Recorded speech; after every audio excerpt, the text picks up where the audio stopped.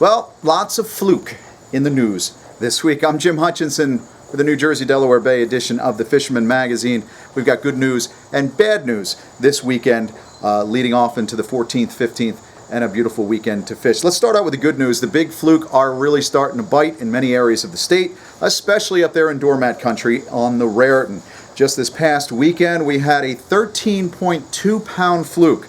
That's a big one. Weighed in from Will Petrosky and Phil T. That was another Staten Island Tuna Club tournament, so that big doormat was brought in on Saturday for that tournament. And yet another tournament was the Saltwater Anglers of Bergen County. They contested on Saturday with two weigh stations in North Jersey, and Brian Cleary brought this 12.5 pounder to the scales for that tournament. Congratulations, Brian. Nice fish. You know, with their total fish limit, even with that 12.5 pounder, I think they finished second or third. So there's some big fish out there. There's also fluke in the wash. Get more reports, of course, from Fish in the Wash. The folks at Murphy's Hook House in Toms River give us a good bit of advice. If you want a dead stick in the surf right now, you want to put it in the rod holder, sit back and wait for a bite. Sure, you're going to catch a bluefish or two, maybe a kingfish, maybe one of those big rays, and of course, you'll stumble into a fluke once in a while. But if you want to catch those fluke in the surf, keep those baits moving. Whether you're a jig and gulp, or bucktail and gulp, or you're actually dragging some bait through the wash, make sure you keep them moving. Just like John Hudler did this week, he had a 2.2 pound fish at Island Beach State Park, weighed it in at Grumpy's Bait and Tackle. Of course, Island Beach State Park, similar to Delaware, they've got that 16-inch size limit. You got 16 inches at Island Beach, 16 inches in Delaware. For everybody else, it's 18 inches. Take advantage of it if you have the opportunity to go to Island Beach. Jump on that and make sure you score big there. I spoke to a great club this week in Waretown, the Hook and Anchors Club, and got to talking to a couple of guys there while I was there, and they had been discussing with divers the fact that the divers are seeing that the Barnegat Inlet, it looks like it's paved with fluke. So how come guys like me drifting through Barnegat Inlet are just not scoring? Well, those fish are there. So whether they're biting at different parts of the stage or whether they're just not biting what's presented, mix it up a little bit. If you're just going through with a fluke sandwich, mix it up. Go with a bucktail. Go against the grain. Cast on the other side. Cast into the drift. Go against the drift. Use those bucktails. Fan cast. Do something because those fish are there. And I'm sure those fish are going to start stacking up pretty soon too. Looking for peanuts and finger mullet. They're staging as they start running through the inlet. Tom Visalo had a 5+ pounder, proof and point. He caught that in the Barnegat Inlet, weighted in at Creekside Outfitters in Waretown earlier this week. That's all the good news. There is a little bit of not so good news from the management perspective. The Mid-Atlantic Council and the Atlantic States Marine Fisheries Commission got together in New York City this week on Wednesday, August 12th.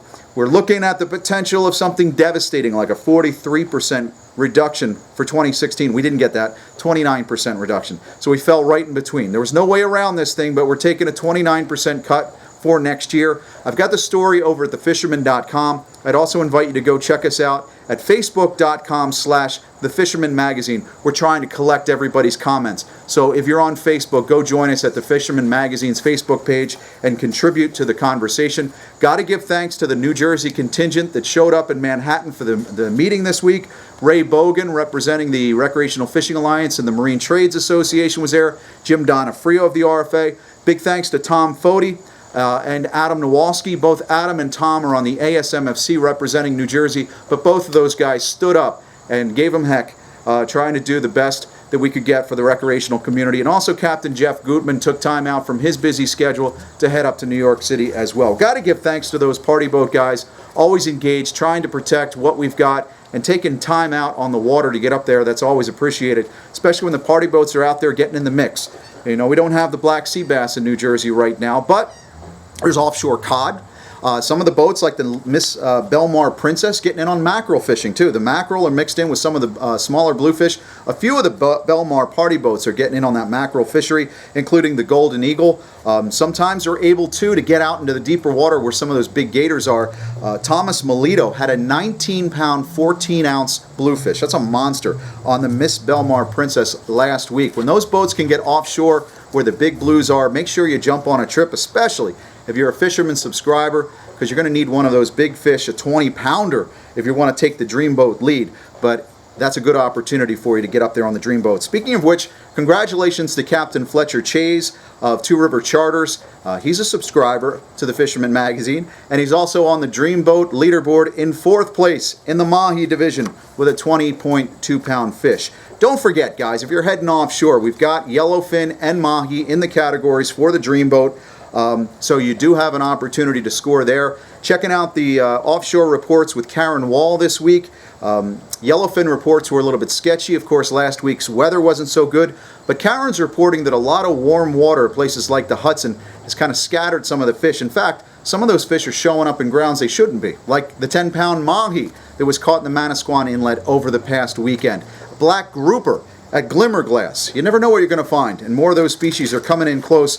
The big eye bite has been best down at the southern canyons, and looking in with Lewis Harbor Marina down in Lewis Beach, Delaware. They said mahi, or wahoo at the 20-fathom line, not too far from the coast. Also, Joe and Amanda at Lewis Harbor wanted to remind folks that they do have that opportunity, that slot fish on Delaware Bay throughout the rest of this month. They shared a photo that Taylor Deemer caught in the canal. Top waters are working for some of those slot fish.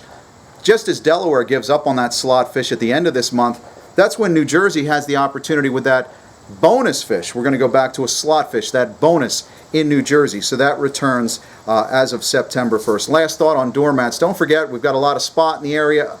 Spot have been showing up in the catch as far as Staten Island. 24/7 bait and tackle, for example, has spots. So does Absecon Bay.